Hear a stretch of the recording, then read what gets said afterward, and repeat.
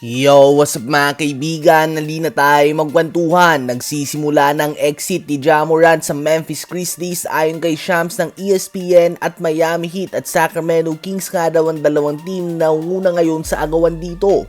Ang Miami Heat nga ay madaming young assets sa pwedeng ibigay sa Memphis Grizzlies at kung makukumpleto nga nila ang deal na ito at magagawa nilang mapanatili si Tyler Hero, Norman Powell, Bam Adebayo at Kelly Ware at sasamahan sila ni Ja Morant sa starting five, posibleng sila nga ang maging bagong favorite sa Eastern Conference. Ganun pa man andun nga mga katanungan tungkol sa ugali ni Ja Morant. Dahil si Erik Spoelstra at Pat Riley nga ay wala kang pa-star player sa kanila, hindi yan pwede sa Miami Heat mga kaibigan. Kung mali ka nga ay talagang papagalitan kanila. At testigo nga dyan ng tulad nila Dwayne Wade, Shaquille O'Neal, LeBron James at Jimmy Butler. Kung magdadabog nga si Ja Morant tulad ng ginagawa niya sa Memphis Grizzlies ay hindi nga lalambot sa kanyang Miami Heat. At dito nga natatakot ang ilang fans dahil hindi nga natin tiyak kung handa ba si Ja Morant sa Heat culture o pagdidisiplina ng Miami Heat sa kanilang mga players.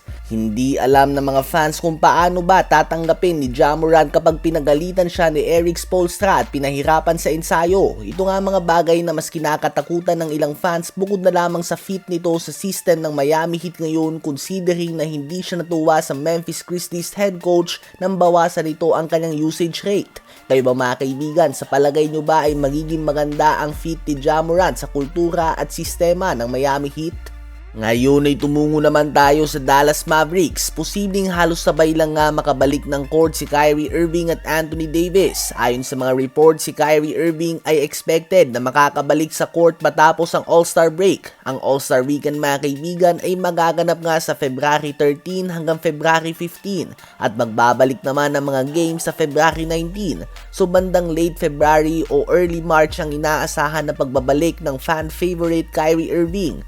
Habang si Anthony Davis naman ay nagpapagaling pa din nga sa kanyang ligament injury sa kanyang kaliwang kamay at inaasahan naman na Marso din ang kanyang pagbabalik sa loob ng court. Ganun pa man, base nga sa tinatakbo ngayon ng Dallas Mavericks ay mukhang kailangan na sila ng team na ito as soon as possible dahil patuloy lang nga silang nalalaglag sa standings at posibleng pagbalik nila ng Marso ay huli na ang lahat para makagawa pa sila ng playoff push o kahit makapasok man lang sa play-in spots o top 10.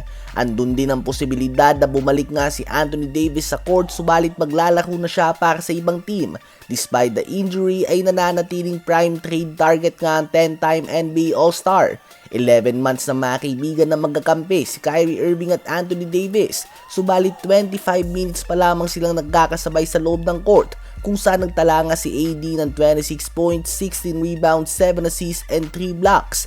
Malaking what if na lang nga ang duo na ito kung sakaling matrade man si Anthony Davis sa February 5 trade deadline. Ano ba masasabi nyo tungkol dito?